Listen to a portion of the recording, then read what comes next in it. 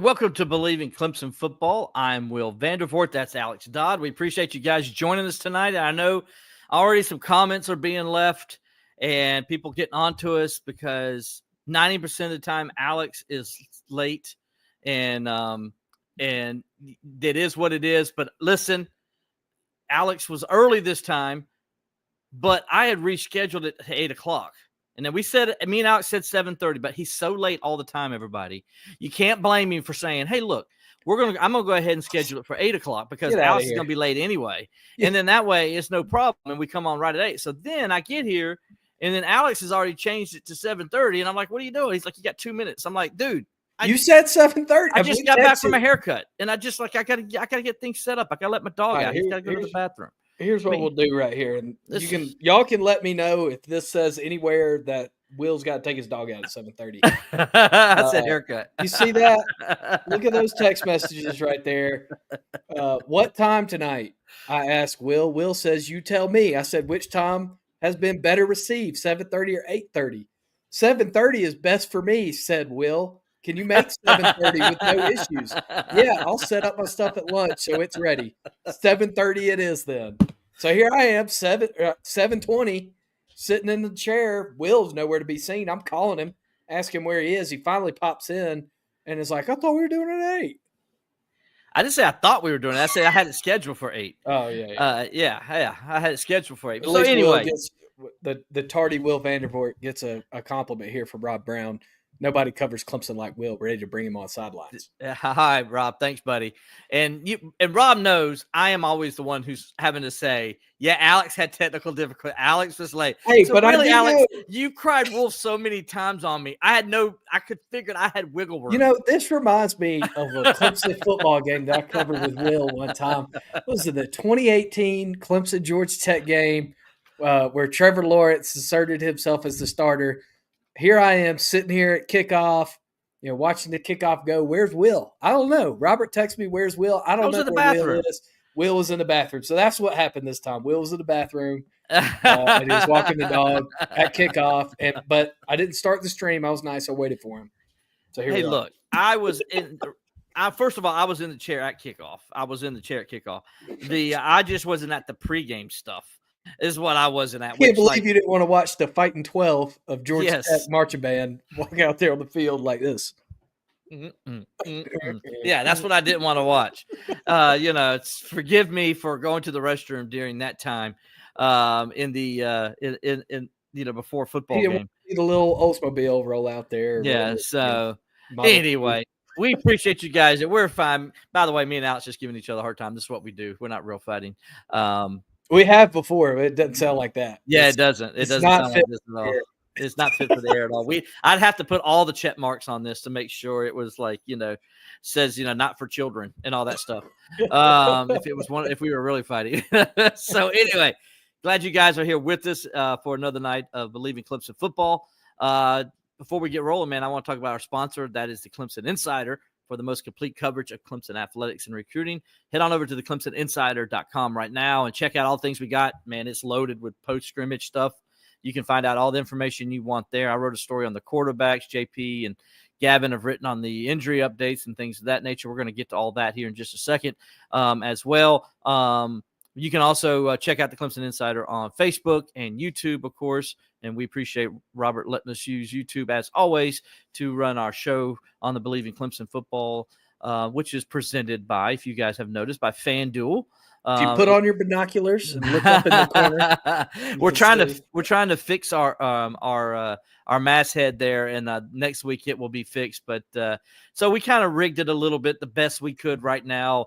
And I know the people at Believe will be getting that over to us. But anyway, we appreciate the Clemson Insider. As always, go to the Clemson Insider for the most complete coverage of Clemson athletics and recruiting.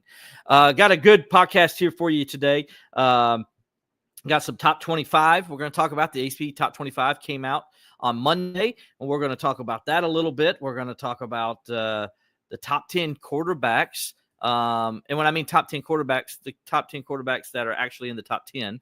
And we're going to talk about that and who's got the most snaps and that kind of stuff. And then we're going to obviously, and we're going to do that right now here in just a second, we're going to give you an update on fall scrimmage, which was today. This is the most recent fall scrimmage. We're coming to you live on Thursday. Me and a bunch of other media people met with Dabo Sweeney after the scrimmage this afternoon in Death Valley. It was about a 2-hour scrimmage.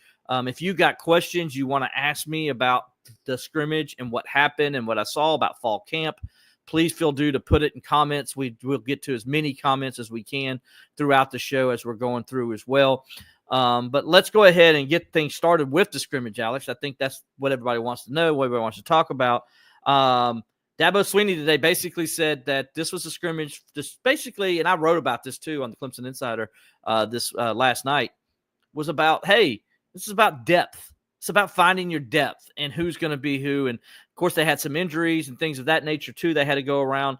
But mainly this was where you see what the second-team guys, Dabo said it was first team against second team in the scrimmage, and it was to see how those second-team guys do against first team.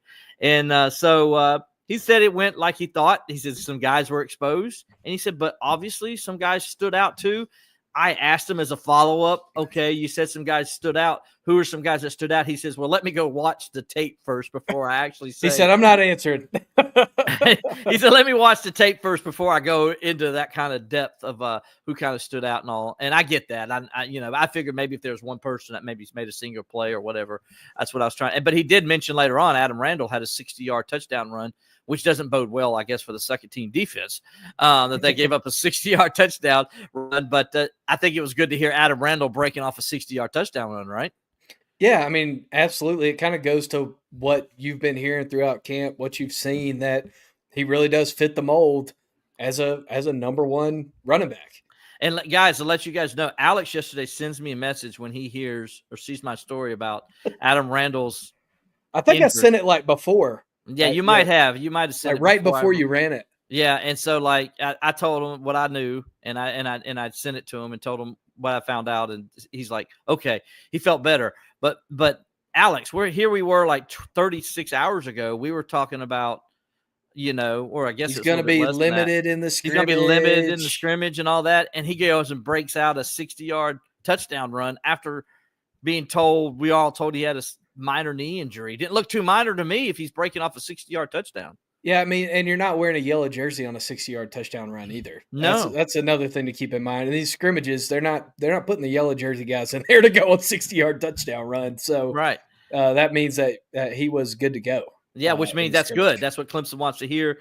I know that probably makes all the fans feel better. Adam Randall's going to be fine, it sounds like, and he'll be playing at full strength against LSU, it sounds like. So that's good to hear. However, Walker Parks, Dabo, some good news and bad news. The bad news, he didn't play in scrimmage today. No surprise because we didn't think he was going to. If you saw our report on that, he was out. He got injured in scrimmage last Saturday. He hasn't really been practicing this week. We don't know what the injury is. So, so that's it with that. And then Dabo today, though, but we thought it could be, we were hearing things. We didn't report it because we were just hearing things, but there were some things we're hearing, like maybe it wasn't going to be good news, right? Turns out maybe it wasn't bad news when they did the MRI because Dabo says he's going to be back. He says he's going to be okay. And for everybody not to, his exact words is, I know everybody's worried about Walker Parks. He's like, stop worrying about it. He's going to be fine. That's basically what he said. Yeah, he did kind of give the coy answer, though. Like, Dabo has like a certain tone where he's like, doesn't really want to go into it. Right. It kind of had a little bit of that tone. That's reading the tea leaves more than anything. But he did say he's going to be fine. He's going to be back. Yeah, didn't give any sort of timetable. He didn't say like he's going to be back tomorrow, right? Or he's going to be back, next week. But he did say he's going to be back. He is going to be back. It's a couple other guys. I don't know if anybody's asked about yet, but Khalil Barnes back at practice this week. So is Jaden Lucas. Barnes and Lucas have been out for the last couple of weeks just with some little injuries. Lucas, Dabo said, was wearing a green jersey if they think he'll be really full go by next week. If if he mentioned Lucas was wearing a green jersey, it told me Barnes wasn't. It means Barnes was probably limited in what he could do in practice, is what it tells me, since he didn't mention Barnes wearing a green. Doesn't mean that's what it is, but that's, he mentioned Lucas specifically wearing a green jersey. So I took that, to say, okay, probably Barnes was probably in yellow and is trying to do he's doing little things, and they're trying to get him back up to speed.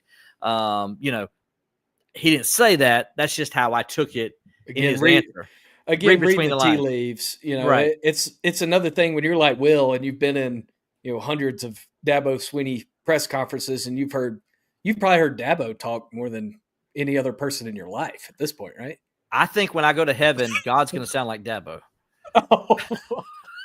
Oh my goodness.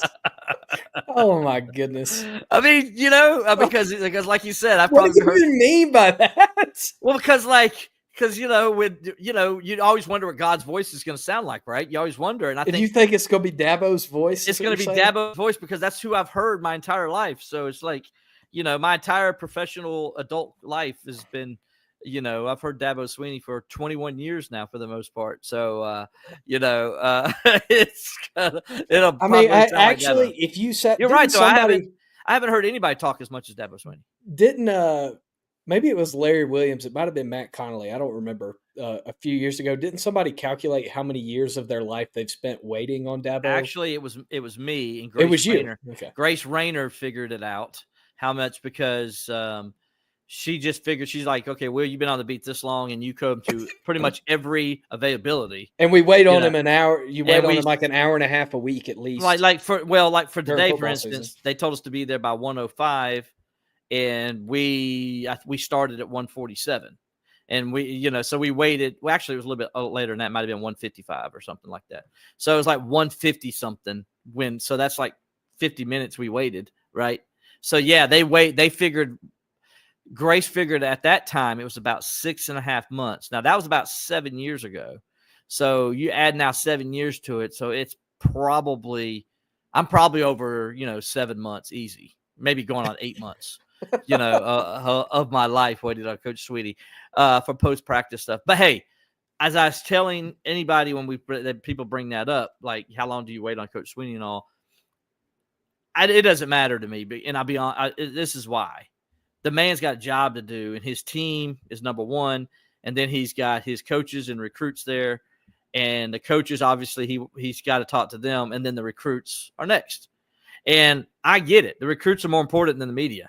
Yeah, and he talks to his family before he talks to you, too. I mean, you're like way low on the priority list. Yeah, and that's okay, because that's the way it is. And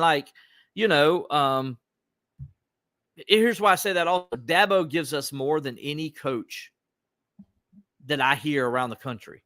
Yeah. So I'm not going to complain about Coach Sweeney and having to wait, because, man, he gives us so much information, and he's as good as anybody, and gives us a lot of availability with the coaches and players. I ain't complaining, because that ain't going to do us no good. And I don't mind waiting, and I get it, and I understand. Hey, he's got more important things to do. He's trying to run a football program at Clemson. He'll get to us, and he'll always be good to us when he gets to us. And so I don't have a problem waiting.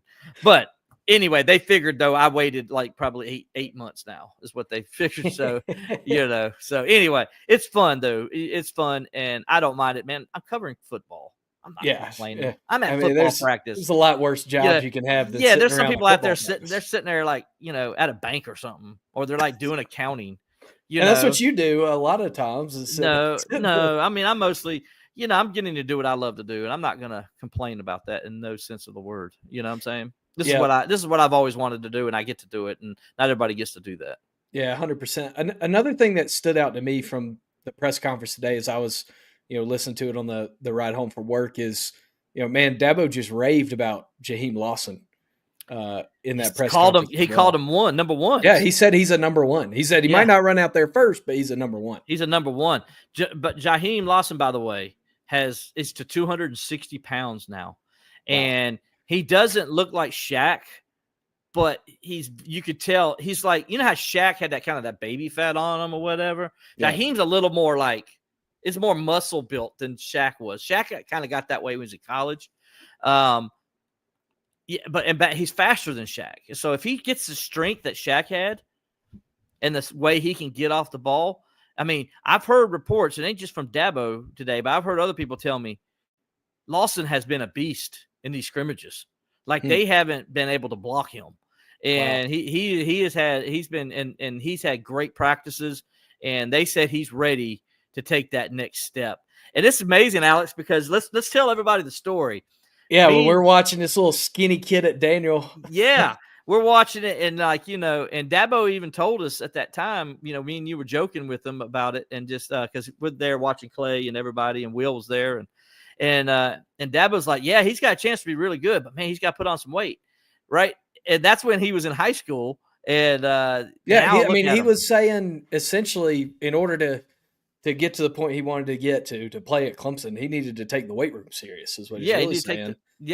And obviously he took that to heart. I mean, from that kid that we saw, I guess that was Jaheim's junior year. Yeah. When we saw him at Daniel, from that junior year at Daniel to where he is now, I mean, it looks like two Jaheim Lawsons. It's night and day. It looks like he took the muscle mass from high school Jaheim Lawson and added it to himself. Now, remember, in high school, because of his speed, nobody could block him. Yeah. In the state of South Carolina, Class 4A, nobody could block him. So he was like getting sacks. I think he had his senior year, he had 36 tackles for loss and 23 sacks or something like that. Yeah, something crazy. I mean, he was unblockable, but it was all speed. He would just get around the guy, and just slow high school left tackle can't even match with him. But when he got to Clemson, that ain't gonna work no more. You can't just get speed to get off that edge, because them guys are pretty fast, and they're athletic, and so you got to do something else. Well, you got to get some power with you, and that's what he's done. He's put on the weight. He's got some power. You saw it coming last year, though, Alex. If you remember some games, he would make some plays. Now, he couldn't consistently do it, but you saw, okay, if he could just put on 20 more pounds, maybe he could be pretty doggone special. He's done that. And now we're going to see if that carries over. Dabo was really excited about him. And again, just bragging about him today after the scrimmage. And so, yeah, that was one guy Dabo was really pleased with what happened in the scrimmage today. Also, another guy, Alex, he talked about, Vic Burley. Yep. Dabo was really excited about Vic Burley. He said also he said that Stefan Green and Vic Burley are both 1A and 1B kind of guys. And he said Vic Burley, for the first time since he's been at Clemson, is a guy they can count on now. That was pretty much his exact words. And we've been waiting on that for a while, have we not? Yeah. Vic Burley. I mean, a guy that all the reports out of high school and everything you thought coming into his Clemson career you thought was going to be a rock for you is a guy who's showing out now. And that's the thing, like you mentioned, you wrote about it going into the scrimmage about how important this one is. Dabo even said, we won the ACC championship in this scrimmage last year because they run those in-game situational things at the end of this scrimmage as well. But the depth that they built in this scrimmage last year is what led to the ACC championship. And obviously those guys that we've mentioned so far. And he talked about the safeties too. And that's an area that you've kind of mentioned a few times in this show over the summer, that the safeties was a kind of an area of concern. Bradley's Ball Flight Academy, Steve getting in saying we would both be special if we each put on 20 more pounds. Maybe if we lost 20 pounds, we could be more special. Love it, Steve. Thanks for getting the shout out, buddy. But the safeties, Will, Dabo talked about after the scrimmage as well. What did you kind of hear from him on the safeties? Yeah, the first scrimmage, he was really excited about him, right? And he brought up, guys like Ricardo Jones, Rob Billings, Hannafin.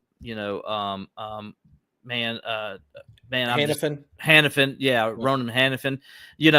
He brought them up on how well they did. And then today he took it another step further. I asked him, how did they perform today? And he said good and all. And then he just went into even more about he says, you like to have some dudes, and everybody's like, oh yeah, you got this dude and this dude. But he's like, we got a bunch of dudes at safety. It's like, okay, who do you want to put out there, dude? Kind of thing, and he talked about how, it doesn't matter who you got.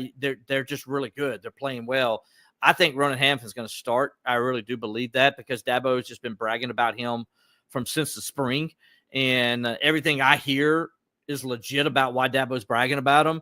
Like, first of all, yeah, Dabo's already telling you he's good, and then I don't need to hear really anybody else tell me that, right? Yeah. But then, like, other people are, like, kind of backing up Dabo, like, you know, oh, you ought to see this play Hannahton made today, or you should see how well he's playing. And, oh, by the way, you should see Ricardo Jones and what he's doing, you know. So, yeah, he's really excited about the depth where they feel like they got 4 or 5 guys. And then he says, you know, we still got T-Bone, you know, Tyler Venables, and T-Bone can play anywhere. Yeah. You know, they can, if they need him at corner, they need him at safety or nickel. He's a guy they can put pretty much anywhere, and he can be productive. And he's also just got that football brain also. So, yeah, he's really excited about these safeties and how good they are. And then I think Larry mentioned actually asking the question, like, hey, what do you think about the corner positions? And you've been talking about, you know, already Sheldon Lewis and then Tink Kelly. You know, have they solidified that, you know, that small tiger position? And then we talked about this, and then Dad was like, yeah, that's pretty much, we feel good about those two being the guys. But then he mentioned, Larry asked, like, what about the big tiger you talked about? And it was exactly what we talked about last week. Alexander, he mentioned him in there. You know, he mentioned they could put Sammy Brown there. They could put Wade Woodaz there. You know, they could put Anderson there, Jamal Anderson there. So, like, seems like they're in good shape, Alex, to at those corner positions and then the nickel positions. I mean, safety. They're in better shape than maybe we thought coming into camp for those positions is what I took from it. Yeah, I mean, it definitely seemed like they've shored up their depth there. I like what he said about Hannaford too, where, you know, Dabo essentially said if we would have moved him to safety earlier when he got on campus, then he'd be, you know, even at a different level than he is right now. So for them to see that kind of progress, because I mean, remember Hannaford came in as a wide receiver, right? Came in to play wide receiver. Came as a wide receiver, and when they've moved him over to the defensive side, they've just seen this, you know, incredible rapid development out of him. No, exactly, and you know, so Hannaford though, like he's led the last 2 years. He's led the team in tackles on special teams. Yeah, the guy loves to hit. Man, we had him in the spring, and he talked about how he loves to hit, how he loves to hit people. And, like, you know, so it's just a natural instinct to him to just want to hit somebody. He says he likes playing wide receiver because who doesn't? He catch passes and all. Yeah, but he says touchdowns, all that good stuff. But he reminds me a lot of Ben Boulware. And he talks about the rivalry he has with his brothers and how they hit each other and they have these matches and stuff they do, and how they would their dad would have the contest where they get in the hallway and it'd be hallway football. And, like, you know, and he's like, they'd be running into doors and stuff, you know. Like, that sounds like a Ben Boulware with his brother Garrett. If you ever knew Ben and Garrett, shout out to Garrett, who played baseball at Clemson, was a great catcher and all. And he's a little bit older than Ben. And Garrett told me, and so did Ben later on, but they told me these stories they would have where they would just, you know, the rivalry they had, as sibling rivalries. And it was like this, like, you know, it says like Hannaford with his brothers. And so, you know, I think that's where he gets his toughness from. Like, he's playing hallway football where he's like grew up like getting hammered. Like, his brother's just slamming him in a hallway, you know, down, you know. So, like, come on, man. Like, this guy loves to hit. He talked about how he loves to hit and all. Oh, Alex, you know me. I love tackle football. I love defense. I'm all about it. And so to hear a guy that loves to hit and smack people and just lay the wood, that's my kind of guy. And Dabo's like, you know, that's who he is and that's what he likes to do. And, you know, now I don't want him to get called for targeting because we got these wuss officials that, oh my gosh, that's he targeting. Touched his head. Yeah. So, you know, I mean, you know, nobody, and Dabo was even asked again, have you gotten better explanation on what targeting is? Dabo's like, no. Nobody still knows what it is or what the rule is or how to manage it or whatever. And it's like, you know, so anyway, but no, he's been one of the stars of camp. Him, Lawson, and then another guy that Dabo has been very much, and it's on the offensive side of the ball, Christopher Fazina at quarterback. Dabo again praised how much Dabo even said, I trust him. He didn't say we trust him. Dabo said, I trust him. Yeah. Was in his quote. And that was big. And then Dabo says, you know, obviously we want to play him when we want to play him. But if something happens and he has to come in, we feel good that he can lead this football team. Alex, that's what you like to hear about your backup quarterback.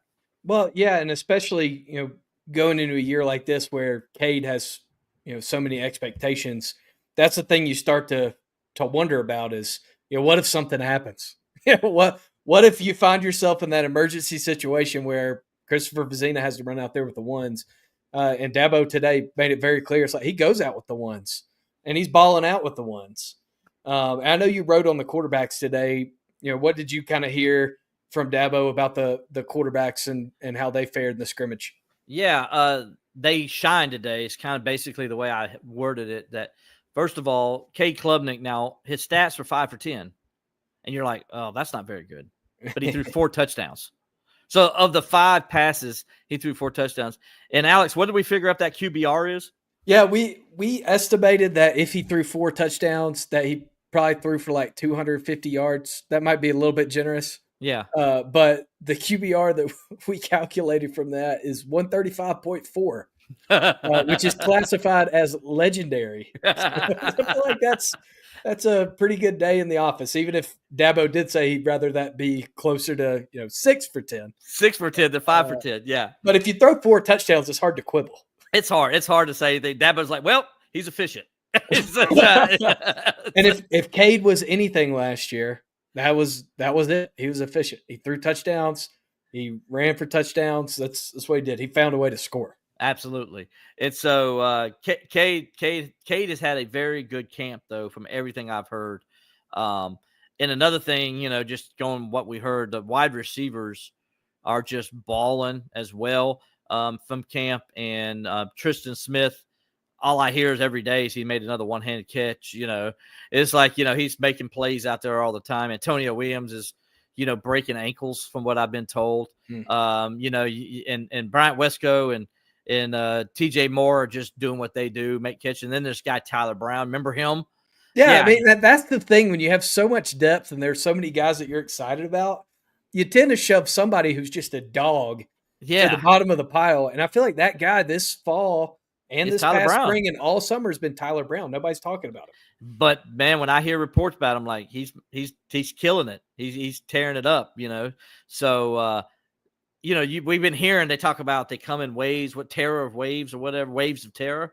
I think that's what they call themselves, waves of terror. There's some truth to it. And yesterday, Qualk had me on the show. He says, Will, would you say this is the best wide receiving core Dabo's ever had? And I said, no, I won't say that because 2011 to 2014-15 range, they had, you ready for it? Sammy Watkins, Nuke Hopkins, Martavis Bryant, Adam Humphries, Sharon Peak, Artavis Scott, Mike Williams. So, no, those guys were all better.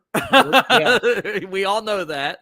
But, especially that group that had Martavis Bryant and Adam Humphries to go with Sammy Watkins. I mean, those 6 guys, Sharon Peak, they all played in the NFL. Yeah, for at least 3 years. Played in the NFL. And not 5 of them were on a roster. And 5 of them started.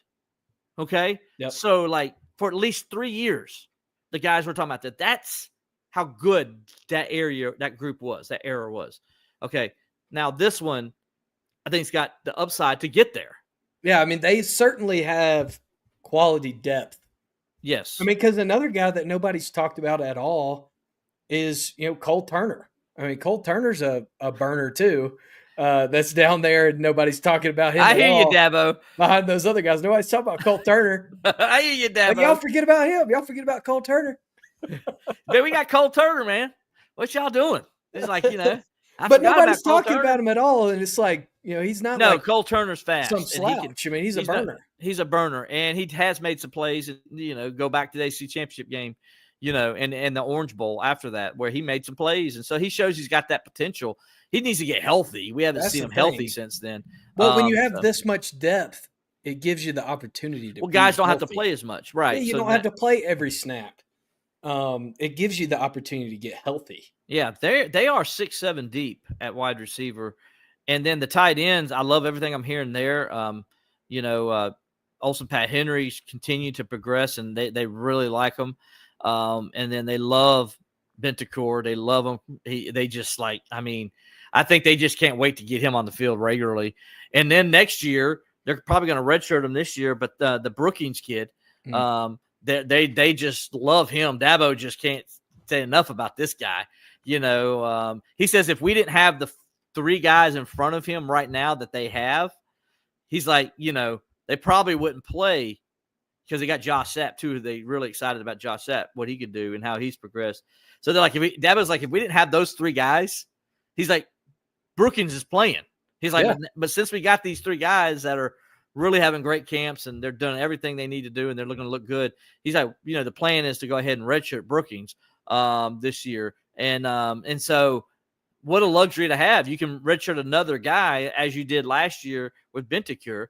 And so I don't think there's going to be much drop off at the tight end position too. And then they got this guy named Ian Shefflin that they nobody's talking about him either. Nobody talking about him. No, seriously, people have talked about him. And Dabo mentioned last week he had like a really good catch during the scrimmage. So he's going to be playing with the 4s and 5s, but I think Dabo's going to find a niche for Ian Shefflin somewhere. I like a goal, like some kind of goal line package or something. Dude, line him up. Who's better than him at 6'7"? And he's going to go get the ball because that's what he's Ian Shefflin. That's what he does. He goes and gets the ball. So Well, when's the last time that you remember a tight end room at Clemson that was this deep? I feel like that's a different question. I'll tell you when.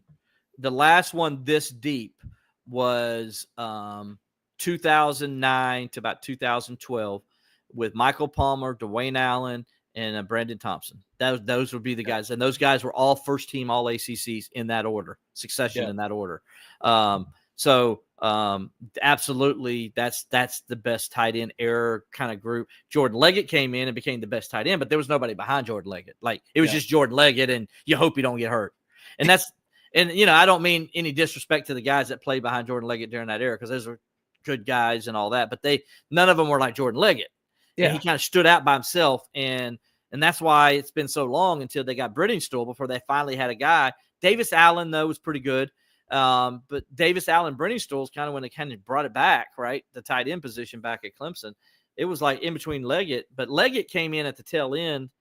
He came in like Brandon Thompson, then we're in after 12. And then there was a little lull. You had Seconder that came in there, remember? And then Leggett, but Leggett remember Leggett he self-proclaimed lazy. Leggett was on our podcast last year talking about it. Yeah. He even talked about how lazy he was. Like that's what I love about Jordan Leggett. It's like, he tells it how it is. He tells it how it is, man.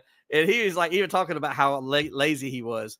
And he said, I was even lazy during the championship years. He said, but I was just able to do it. Clarification here. You did not say they were redshirting Bentancur. Bentancur was redshirted last year. So when I said it, I said as he was redshirted last year. Yeah. So he was redshirted last year. So he's a redshirt freshman. And then Brookings is going to be redshirted this year, according to Coach Sweeney, because they got the other three guys. And that's why they don't need him right now. Well, so they rather redshirt him if they don't have to. Well, Will, here's a thought that I've kind of had the last few weeks. Does this not finally feel like the type of offense that you thought you would have when Garrett Riley got on campus?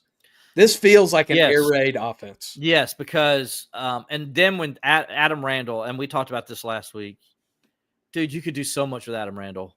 He is going to make this offense be unstoppable, but just because – and it's not like he's going to get 100 touches and he's going to break out 1,500 yards rushing. It's all about schematics and how you can use him. And you could, think about if you play college football playoff 26, right? And you got that guy in the backfield. You just run him in motion and you see what the linebackers and safeties do. And then you can bring them back and you can do a whole bunch of things at that time. Cade's going to be able to know his pre-read the moment whatever they do with Adam Randall. He's going to know exactly what the defense is doing because the defense is going to have to give up what they're doing because of Adam Randall. Yeah, at least on one side. At least got to give up one side. Cade's going to be, and then he can catch the ball. He can run the ball. He's got great vision. He can do so much out of this position. And what it does, it allows everybody else because he's on the field, that's going to either take up the occupation of a linebacker or safety. Well, Alex, you just talked about Garrett Riley's offense and what he wants to do. Well, the number one thing Garrett Riley wants to do in his offense is run the football. Yeah. So if he gets in a look, he sees two safeties high, Alex, what's he doing? He's running the football. Absolutely. So, and Clemson's going to get those looks because of those receivers. And then you got a guy like Adam Humphrey. Or he's doing like what he did against App State, and he's running scissors and making them safeties look silly. I mean, he does that sometimes too. Which he's going to be able to do because you got this guy named Adam Randall, and it's the safeties have to pay attention to him. And so you can run real routes, you can run curls, you can run a lot. I mean, you can run tons of things with him. Him coming out of the backfield and doing a hook and just sitting down, and you get 5-6 yards right there. If you want to bring numbers, then you can screen the hell out of somebody. Screen the death out of him. If somebody's blitzing, you just throw the screen to it, that blitz side. And then he's going for 60 yards because there ain't going to be nobody on that side to get him. Everything's going to be blocked up. They got a chance to be really good because Adam Randall's going to he just opens it up more. And then now Cade, because in the run game, and God, the way I'm going to tell you guys, LSU game, Cade's going to be involved in the run game a lot. He has to be because you want LSU to have that stress on defense where they have to worry about the quarterback. Yep. Because they're going to try to take away the running backs, and they're going to try to put Clemson in long situations.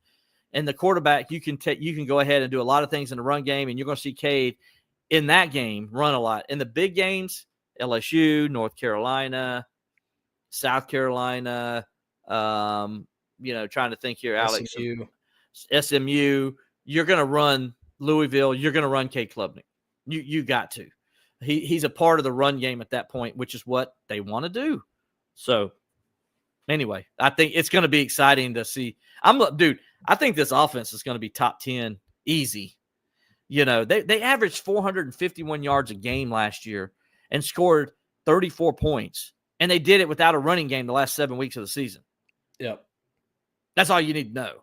So if they're healthy on the offensive line, and they will be, and they're deep on the offensive line, and they are, and the running game, actually, I think it's going to be better this year because you don't have that one guy like Phil Maffa last year. They got multiple guys, and I think every guy in that room is ready. They're a year older, a year wiser. The only guy that's not ready, Dabo talked about it still, he's learning stuff, is Gideon Davison, who's probably your most talented guy. And, so you're just going to try to figure a way to say, here's the ball, young man, go with him, right? But the other guys are all ready. And so you just get them out there. And if you trust them, which is the key word, Dabo talked about that with Azina, you got to take care of the football. Those guys that take care of the football are going to be on the field. And that's the reason why you didn't see a Keith Adams last year as much. It wasn't that Keith Adams can't run the ball because he can. He was just fumbling in practice from everything I was hearing. Well, he's taking care of that. He don't got fumbleitis anymore. So, and that they're not going to put a guy in the field that's fumbling and stuff. So keep that in mind.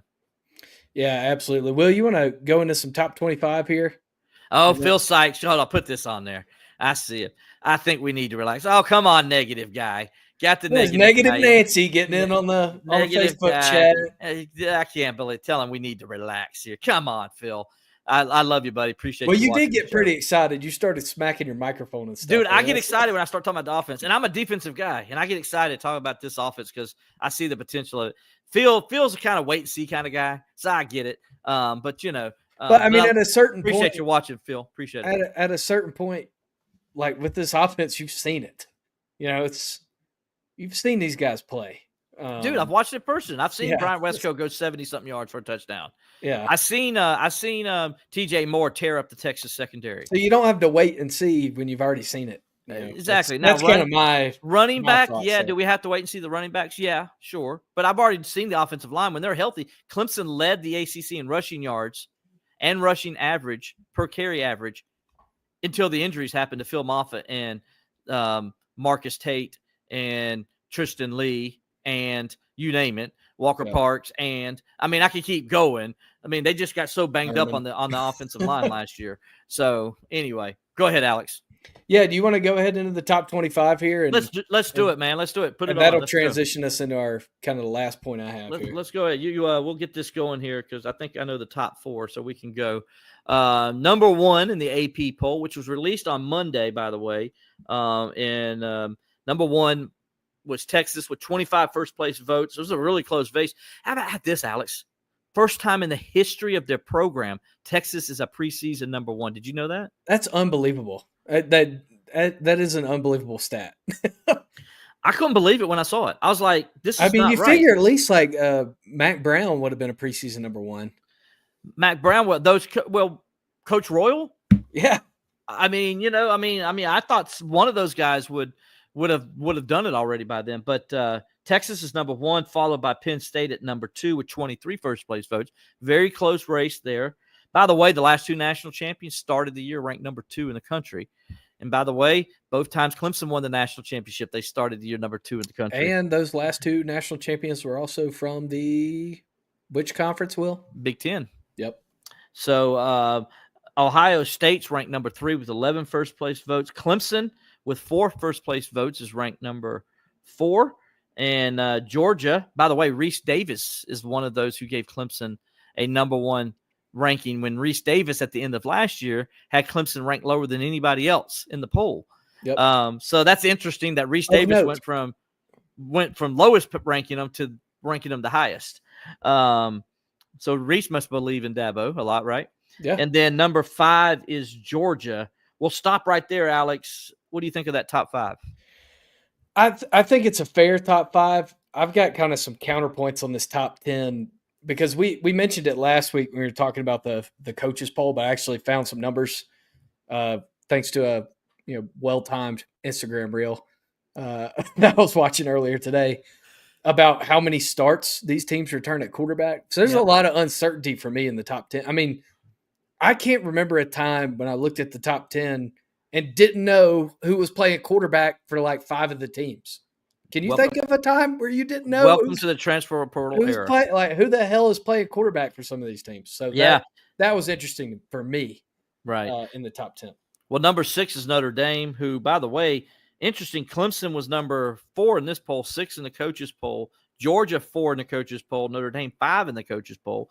Here they go: Clemson 4, Georgia 5, and Notre Dame 6 in the rankings. Georgia there with a first place vote. And by the way, number 7, and this is important, number 7 is Oregon, and they got 1 first place vote. Now, why is that important, you say, Alex? Why is Oregon being at number 7 important? Did you know, and this is from who's our boy from Alabama that he's an Alabama grad in the media, loves the Crimson Tide, obviously, Brett McMurphy. Yeah, Brett McMurphy had the numbers, and he said the number 7 ranking for Oregon is a big deal because of the 19 of the last 21 national champions have come from the top 7. 19 of the last 21. Wow. That's pretty significant, right? I mean, that's a big number. 19. That's only twice that it didn't happen. Yeah. And those years, Auburn started off number 23 or something in the poll. Yep. And then the other one was Florida State with Jameis Winston. It was Florida State, Jameis Winston. That was the other one. Yep. So those are the. We don't need to talk about what all they did that year, where they had where their season really turned around or anything. So that was the I think that Florida State team was ranked 15. So they weren't that low, but they were 15 to start the year. Clemson would have been in that number. Clemson would have made it 18 of 21 years in 2015 because Clemson was ranked preseason number 14 and 15. And then they went on to an undefeated season and lost to Alabama in the national championship game. So Clemson could have messed with that stat if Clemson had beaten Alabama in 2015. But anyway, so number 8 is Alabama, overrated. Number 9 is LSU. What did Alabama do other than lose its quarterback to go 9 spots higher than they were at the end of the season last year? I don't know. Just curious. And what did they bring back? Like they lost a lot of people. It's not like they're like Clemson where they brought back a ton of starters and stuff like that. Because Clemson finished number 14 in the poll last year. They're number 4 now. Yeah. But Clemson brings back more starters, with offensive production, defense than anybody in the country. So Clemson was in this poll the biggest upward mover. From the end of season poll last year to the preseason poll. They went up 10 spots. Yep. Yeah. So Alabama number 8, LSU number 9. So that means it's going to be a top 10 matchup in Death Valley on August 30th when the Bayou Bengals come to Clemson. LSU, the only team in the top 10 that stayed where they were at the end of the season last year. That's right.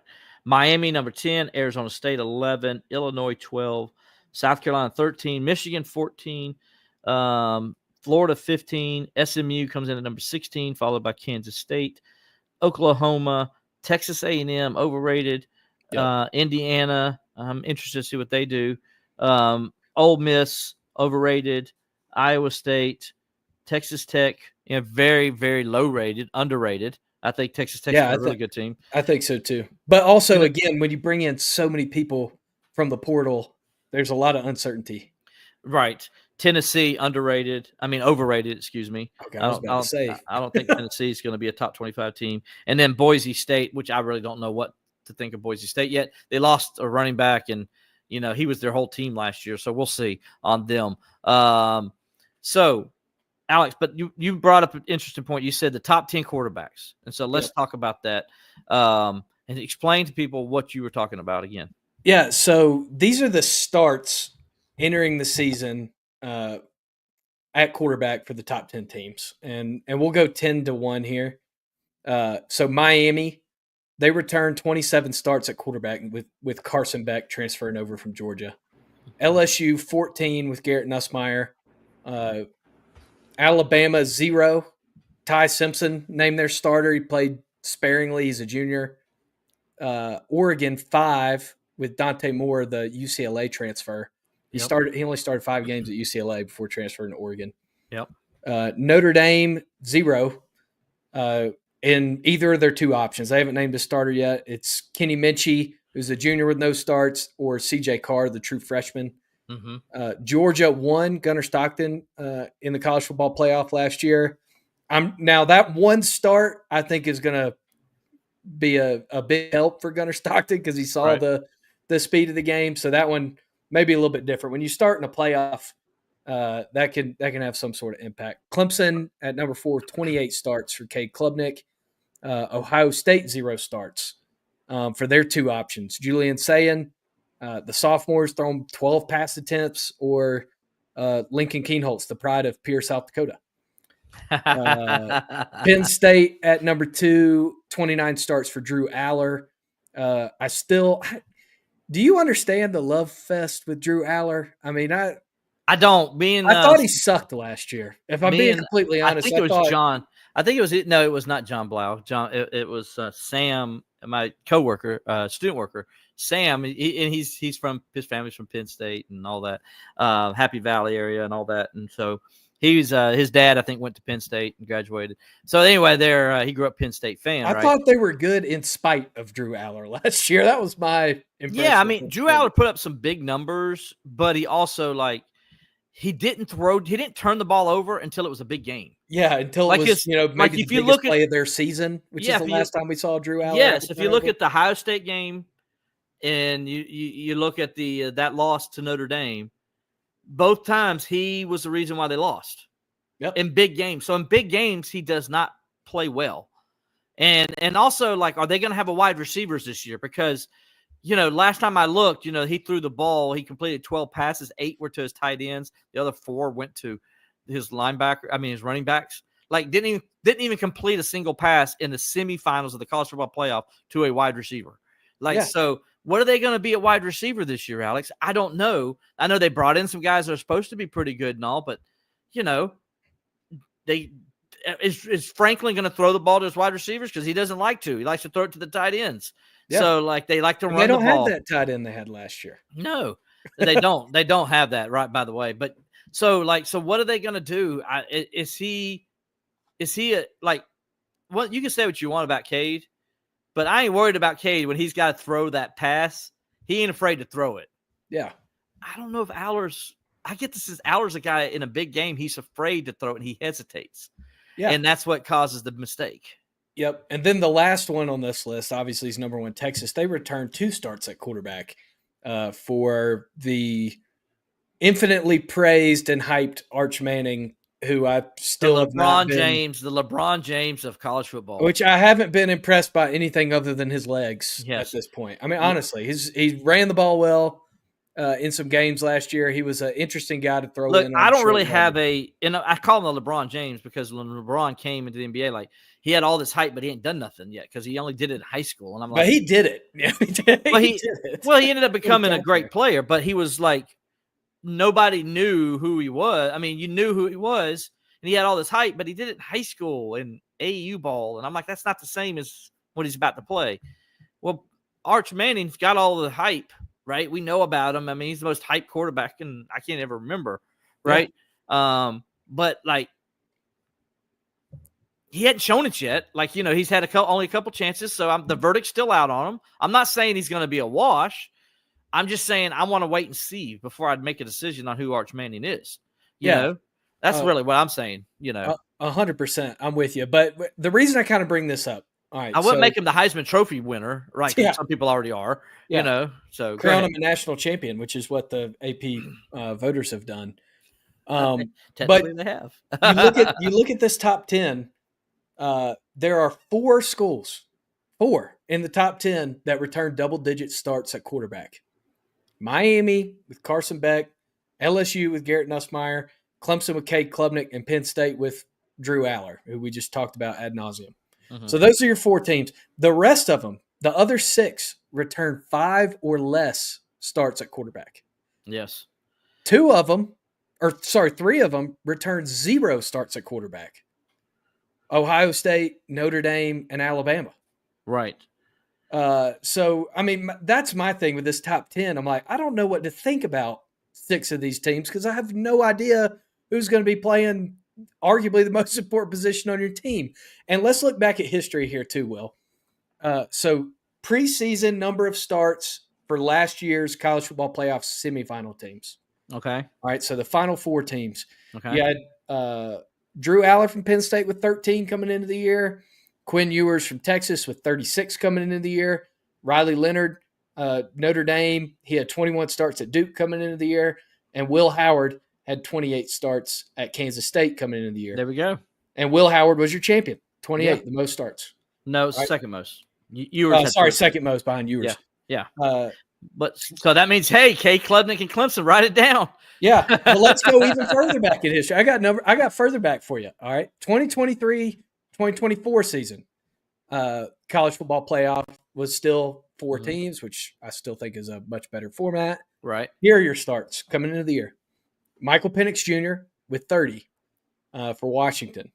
You had J.J. McCarthy with 13 for Michigan. Quinn Ewers with 10 for Texas. And that number's wrong. He had more than 10. And Jalen Milroe with 1 for Alabama. Jalen Milroe, the guy with the least, first-round exit. J.J. McCarthy was the national champion. And then 2022-2023, Stetson Bennett from Georgia, 29. C.J. Stroud, Ohio State, 12. Max Duggan from TCU, 29. J.J. McCarthy from Michigan, 0 coming into the year. Max Duggan and Stetson Bennett, the guys with the most, went to the national championship, and Stetson Bennett won it. J.J. McCarthy, the guy with 0, exited first. And then you look, too, at these guys that are, these schools that are thinking about starting a true freshman. Will, we everybody on this podcast knows who the last true freshman quarterback to win a national championship was. It was. That would be Trevor Lawrence. That would be Trevor Lawrence. And he was the first to start at quarterback and to start as a true freshman at quarterback and win a national championship since Oklahoma's Jamel Holloway in 1985. You're saying that stat wrong. He was the first true freshman, period, to win a national championship. He's the first freshman, redshirt or true, to win one since Holloway did in 1985. Holloway was a redshirt freshman in 1985. Okay. Yeah. But my point stands. It's like with all this uncertainty at quarterback for 6 of these teams, how do you say that they're preseason top 10? I know that here's why. Penn State operates in spite of their quarterback. So does Notre Dame. They operate in spite of their head coach too. They operate in spite of their quarterback. But here's what you're talking about. And Texas is loaded everywhere else. And so basically Arch Manning's job is just not to mess it up because they're loaded everywhere. I mean, they got all the running backs coming back. They got pretty much all the receivers coming back. But you think they're going to win a offensive line and defensive line? You think they're going to win a national title with a guy who started 2 games? Well, I mean, I think Sarkisian is playing he's got actually a more talented quarterback in this situation, but he's playing the Nick Saban 2007 to 2014 Nick Saban. How many coaches has that worked for? Oh, well, Nick Saban it worked for, which is Nick Saban it worked for, and it worked for Harbaugh once. That's what But didn't Harbaugh just recently do it though? But so my point being is he's loaded with talent. That's why they're number 1. Penn State, we know why. Ohio State, same reason. I mean, you can go on Ohio State and just pluck a pluck a 5-star. Yeah, here's a 5-star. There's a 5-star. I want a 5-star. I mean, they're all over the place. So that's why they're there. We know why Clemson's ranked where they're at. Georgia, same situation. They got 5 stars all over the place. And so, just don't mess it up, right? Notre Dame don't have 5 stars everywhere, but they got pretty much their entire defense back. And that defense was really good. Yeah, and they got their running back back. And they got their running back and that offensive line. Their running back's going to be a Heisman candidate. They're going to be good. They still going to have problems throwing the football, I think, because I still don't think they have the answers at wide receiver and quarterback to like win a national championship. I still think they lack that, But hey, defense is really, really good. Got a great running game. They're going to be hard to beat, especially with their schedule. And then Oregon. Oregon again's got talent everywhere, and the quarterbacks just don't mess it up, And that's why, Alex, to answer your question. Now the others, Alabama, I ain't worried about. LSU offensive line. If their offensive line for LSU comes together, LSU's going to be hard to beat. No, I agree. LSU returns double-digit starts at quarterback. They got a much better defense. Got a much better defense coordinator now, and LSU's going to be really good on defense. And they're going to be, if that offensive line can block, they're going to be really good on offense. But the question is, can they? Because that's where they got to work together and it takes a while for an offensive line to mesh together. We know that. So yeah, I mean, and then Miami's got talent all over the place. But and they do have 27 starts at quarterback, but I don't know if Carson Beck is. Yeah. That's kind of what we got. A couple of questions here. Let's just answer some of these questions. There's like 3 in there we need to get to. Yep. And I appreciate people responding. Alan Watts on Facebook says, what are your thoughts on the Friday night game versus Louisville? Do you really want my thoughts on this? I don't think you're going to like what I'm going to have to say, but Clemson is walking into a hornet's nest on that game. Yep. That is the one game I picked Clemson to lose in the ACC. A Friday night to Louisville. They finally got over the hump and beat Clemson last year for the first time. They're going to be stoked about it. They got a great coach. Louisville's going to win 9-10 games again this year. They're going to be right in the mix of the ACC. So, yeah, I don't like Clemson's chances in that game. That's why Clemson needs to take care of business everywhere else. Yeah, it's also a kind of a weird spot in the schedule too, because you're coming off a Florida State game, which could be a big game, could not be a big game. But you're coming off a Florida State game at home, and then you're on a short turnaround, going to Louisville on a Friday night before you play like Furman, and you're looking ahead to South Carolina. So it's that weird mid-November spot in the schedule. It's been tricky for Clemson the last few years. It is. All right, let's go on. And this relates to quarterbacks. Greg Huckins gets in on Facebook and said, what's the likelihood of Cade making as much progression as he did last year? The likelihood's really good. And here's why. Cade is a workhorse. And one thing when you ask anybody about Cade, whether it be Dabo Sweeney, whether it be Garrett Riley, whether it be one of the offensive linemen or wide receivers or somebody on the defense, they said the guy's always the same. So he comes to practice. If he has a crappy practice, he comes like he's fine afterwards. Like he's disappointed, sure. But he's also like, okay, we'll do better tomorrow. And he comes to that next practice and he's ready to go. Giddy as can be, ready to go, fun to play for. Guys love his character. They love his attitude and he makes a mistake and he forgets about it. Cade doesn't harp on it. He forgets about the mistake, and he moves on to the next play. He's not one of that quarterback that harps on things. I think the prime example of that, Alex, was last year's ACC championship. He makes the mistake that cost Clemson the game against South Carolina. His only mistake he made really against the Gamecocks, which I thought he played really well in that game. And then, he makes the interception. He knew it was on him. He made a bad decision, and he felt bad for it. But then when he got his second chance, what did he do the next week? He comes and throws 3 touchdowns before halftime, and he made it count, and they end up winning the game. And so I think you're going to see him grow again. The guy is always – you talk to the coaches, he's always watching film. He's always trying to get better. He's always staying longer after practice, getting to practice early, making the receivers come with them. I think Bryant Wesco was talking about that. Cade's always working, and he makes us work and makes us better. So that's why I think you're going to see him continue to progress and be better. Yeah, and Scott gets in kind of with a follow-up. What is an area that Cade needs to improve? And then he follows up and says, I think it's processing the field, pre-snap recognition, and not locking on a receiver post-snap. What do you think? I'll let you start. Yeah, I mean, I don't think that it's processing the field. I think that his pre-snap recognition I think he's pretty good. Was pretty damn impressive. Look at the Texas game season, yeah. And that's my example. The Texas game, I would say more just taking charge of the offense, calling some more plays, probably just taking that veteran quarterback role where he's changing more stuff pre-snap instead of maybe just looking to a different receiver pre-snap. Mm-hmm. So I think that's like a minute progression, but also it kind of goes towards the last question for me. Do I think he's going to progress as much this year as he did last year? I don't know if he can progress as much as he did from 2 years ago to last year. So I don't know if you'll see as much because I think there's not as he'll much. Progress, though. He will progress, but I don't think there's as much progression needed as there was the year before. But I think that's probably more it being a field general. More of a field general. I think he already was at the end of last year, but I think that's probably what I would say. Yeah, and I'm with Scott on the hot read. I mean, not the hot read, but the post snap. I think I just saw Scott talk about the hot read. The post snap, I agree with him on that. I think that's where Cade does need to get improved because when defenses change things on him, they show him one look but go a different. I think it does sometimes cause him to focus on just one receiver, and I think he has a little harder time adjusting.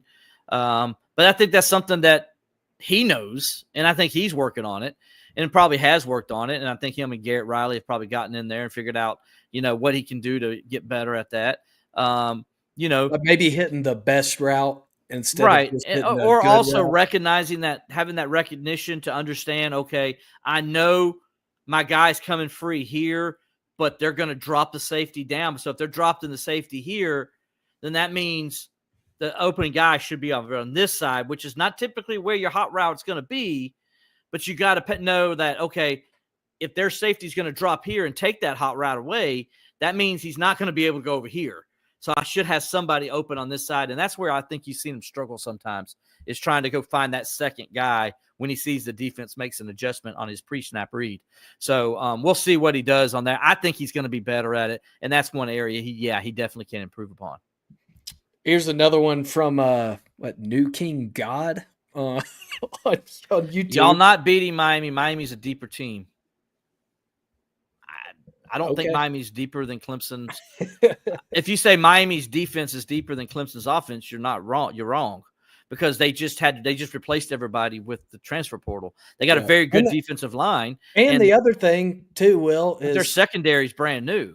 For Clemson to, I don't know if Clemson's beating Miami or not this year. They may not even play them. They're not on the schedule, and Miami has got to prove to me that they can get to the ACC championship before I'm worried about whether or not Clemson's They've only been there once, and that was 2000. What was that? 2017. 2017. Yeah, Kelly Bryant beat them up 35-3 in that game. Clemson's the deepest roster, guys, in the ACC. Clemson's got the best roster and deepest roster. Miami's got talent, and Miami's coming along, and they're close. And if that quarterback can come in and not worry about what he's wearing and actually worry about actually playing football and being a quarterback, then Miami's going to be hard to beat. But they still have some issues, and like their defense will go against Clemson's offense. Their front four is really good. Their back end, though, is what the problem was last year. So they had to go to the transfer portal and go get a whole bunch of guys. So guess what? You're not deep when you had to go to the transfer portal and get a whole bunch of guys. You're not deep. You got your starters and but you're not deep. And so to say they're the deepest team, that's inaccurate. I don't think they're the deepest team. I think they got a really good roster and they're on their way to building something. But right now, they're not where Clemson is from a standpoint. Clemson's depth right now we're seeing it, and I've seen it in camp. And Clemson's deeper than I thought they were going into camp. They really are. And everybody I talk to talks about the depth Clemson has.